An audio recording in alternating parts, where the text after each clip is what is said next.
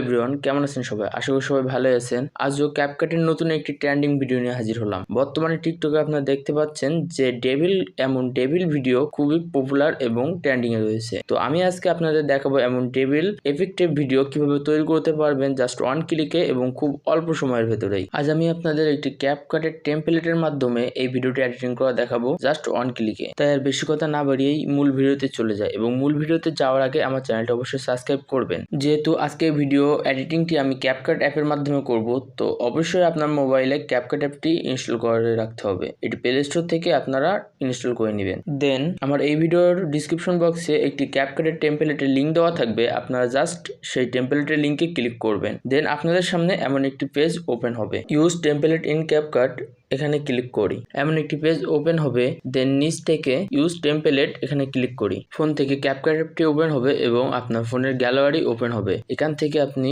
ফটোতে চলে আসবেন এবং আপনার যে পিকচারটি দিয়ে এই ভিডিওটি তৈরি করতে যাচ্ছেন বা এডিটিং করতে যাচ্ছেন সেই পিকচারটিতে ক্লিক করবেন এবং নিচ থেকে নেক্সটে ক্লিক করবেন। এখন ভিডিওটি তৈরি হওয়ার জন্য কিছুটা লোডিং নিবে। ফাইনালি দেখতে পাবেন আপনার পিকচারটি দিয়ে খুব সুন্দরভাবে এবং ডেভিল ইফেক্টের ভিডিওটি তৈরি হয়ে গেছে। এখন এই ভিডিওটি আপনার মোবাইলে সেভ করার জন্য জাস্ট উপর থেকে এক্সপোর্টে ক্লিক করবেন এবং এক্সপোর্ট উইদাউট ওয়াটারমার্ক এখানে ক্লিক করবেন। এখন ভিডিওটি আপনার মোবাইলে সেভ হওয়া শুরু হয়ে যাবে।